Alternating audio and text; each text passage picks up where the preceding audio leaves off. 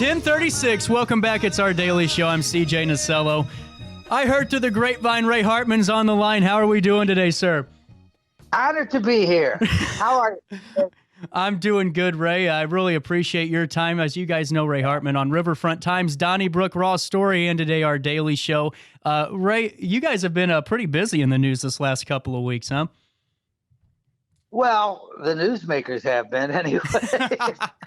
Yeah. So if you could, with all the recent, media coverage and attention nationally on, some terrible situations with, the traffic crash and then the, viral video of the, it seemed to be an execution in downtown. What are you kind of seeing in terms of media and just in terms of, kind of attention? Is it the right attention for the coverage that it needs? Because to me, it just seems like let's raise our hands and yell instead of figuring out the problem.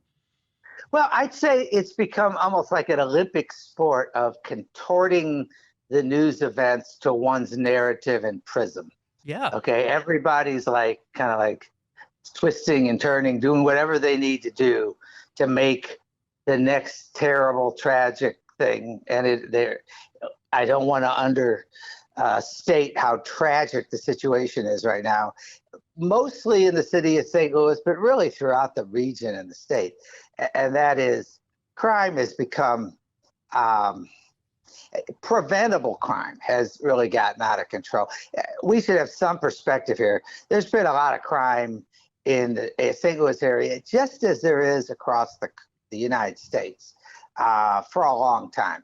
I would say lately it has visibly gotten worse in the city in really two areas. One is homicides, and again, it's returned to where it was at times in the 80s and 90s. Okay, in terms of the homicide rate, it actually isn't that much different than it was.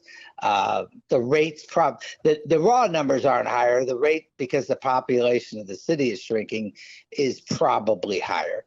But one thing in particular that is just visible to any of us who drive in the city is that it is the Wild West now for traffic. Well, it's just unbelievable. You're right. And I was actually watching you on Donnybrook last week, and you brought up a great point. And it's one I kind of wanted to hit on a little bit again is, what happened, with that traffic accident and, the young lady that lost her leg. It's terrible. Right. And it's absolutely abhorrent. But like you said, he didn't get into an accident because he broke his, bond how many times. There was no patrol, right? Right. Well, and the guy who ended up, causing traffic accident, which pinned this poor girl between a couple cars, was previously convicted of armed robbery. And my point was, the people say we should never have been on the street. Well, first of all, armed robbers do get back on the street. He clearly did not get enough time. Right. But there is a real question as to whether, in his case, and there was one recently that wasn't even disputed, whether it's the judicial system and the judges, for whatever reason, who are making the decision, and those who have the prism of blaming Kim Gardner, the circuit attorney, for crime in the city, which on its face is ludicrous. You can make a case that Kim Gardner, if you so choose, that she's not a good circuit attorney, that her office, I think it's fairly clear that her office is not well run. I disagree with those that ascribe bad intent to her, but I don't think there's a question that her office could be run better. But you conflate that with people trying to blame her, as if we just had a different prosecutor, we would have a lower crime rate. It's just, that is so beyond absurd. Right. I don't even know how to dignify it. And it applies a standard to her, which of course, you got to understand there's two tracks here. On one hand, there's the question of Kim Gardner and whether she's a good prosecutor. The other, and that people have valid arguments. The other track that nobody wants to really bring up, I guess, is that she's part of a national reform movement what they call reform prosecutors, all of them African American, and most of them pretty volatile, pretty angry, and pretty openly pushing back against what they see as, centuries of injustice toward Black people. So she came into office with a pledge to change things. And guess who else did? Wesley Bell. But Wesley Bell is much more moderate, and he definitely runs his office better. I don't think anybody would question that. Right. Just in terms of communication and efficiency and, not losing prosecutors.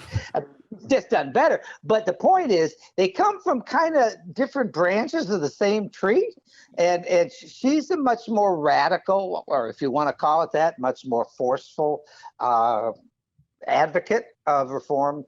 But Wesley Bell, for example, will not seek the death penalty. That's one of his planks. And a lot of people don't like it, but because he's done such an overall good job and is just more moderate in his demeanor, and there's no question that he's a firm prosecutor, people give him a pass on that.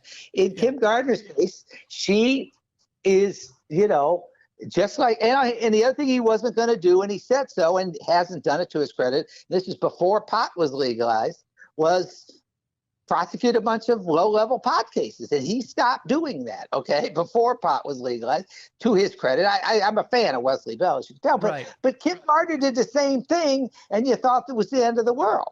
And so, some of what she's done, and she's got a very different set of parameters. I mean, the city and the county both have crime, but I don't think anybody would argue that the city's crime hasn't been baked in more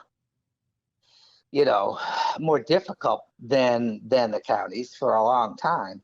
Right. And in terms of just the numbers, and in particular, the murder rate. And so many people focus on the murder rate. I did a column a few weeks ago pointing out that I don't think most of your listeners could answer this question, even those that are in Missouri alone. And I'm sure this could be an Illinois question too. But in Missouri, if you have a statistic that's measured in credible ways, in what city am I most likely to be victimized by a violent crime? Not murder, but violent crime. The answer is Springfield, Missouri. Wow. It edges out St. Louis, and St. Louis edges out Kansas City, but the three of them are far ahead of anywhere else in Missouri. Springfield, Missouri, followed by St. Louis, and followed by Kansas City. This isn't like my private theory. It's FBI numbers distilled by one of the top websites used for people finding neighborhoods and stuff. And the point is, it's like, that's a fact. And so, I said the Springfield prosecutor's a Republican. He's been there, I think, since 2010. He's a pretty respected guy from what I'm told. He keeps getting reelected. No one wants to, take over his office. He happens to be a white Republican.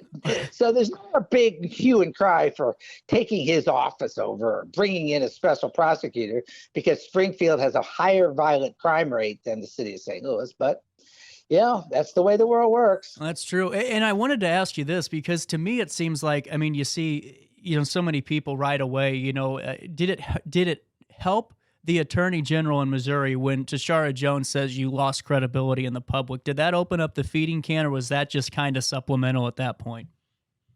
Supplemental. I mean, they're just having it's so, the divide along kind of, particularly at the state level, along MAGA grounds is so baked in now that it wouldn't matter if Kim Gardner was seen on video personally disarming a suspect and stopping him in the tracks.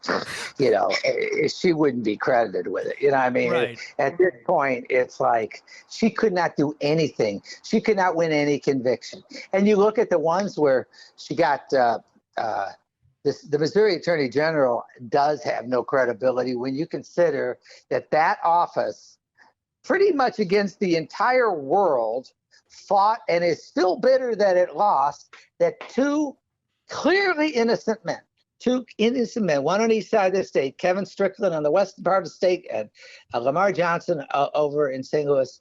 Both of them served long periods of time, like decades, for murders they did not commit.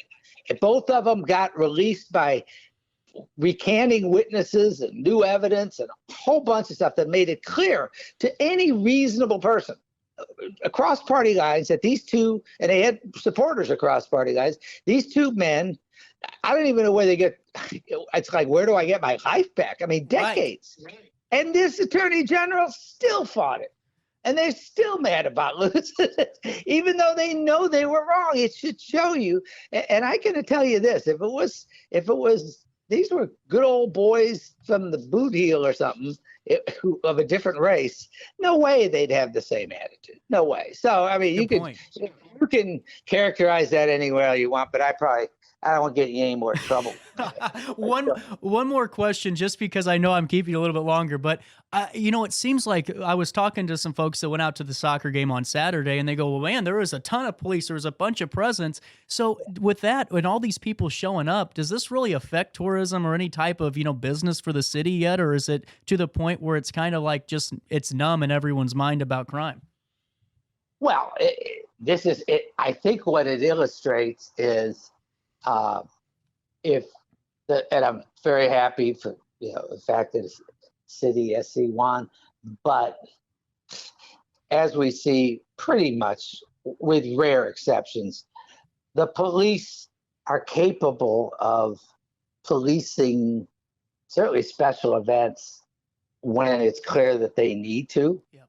But the problem is that 24/7, you think we don't, when it comes to policing traffic, when it comes to policing areas that they know are high crime, that they, yes, any experts, they'll tell you there's probably 15 communities, 15 neighborhoods in the city, 10 to 15, I think it is, that are just really off the charts. When it comes to policing those areas, we don't have the capability. So I'm not quite sure. I understand it's a little different when you talk about a special event, right? But good for the cops that they were there. I mean, and I just think that there needs to be a revisiting of priorities. I think, yeah. In terms of how they deploy resources and really how you engage the officers in, And one of the good things they're about to do is pay them more. Yes. Which is, frankly, they're still too low. The officers, let's face it, they are way, way underpaid for what they do. Yep. And in some, they would probably not like me saying it because I'm willing to question them on occasion. But they are the ratio between the difficulty and the danger of their job and what they get paid is pretty out of whack. Yeah, absolutely. And Ray, I really appreciate you giving us some time today and kind of going over this. Okay, take care. Awesome. Thanks, CJ. We'll see you on Donnybrook on Thursday and read you in the raw story whenever you have the opportunity to. Thanks, man. I'll see you. See you. 10:49 and a little bit of change. We'll come back and wrap up this Monday in downtown Alton right after this quick break.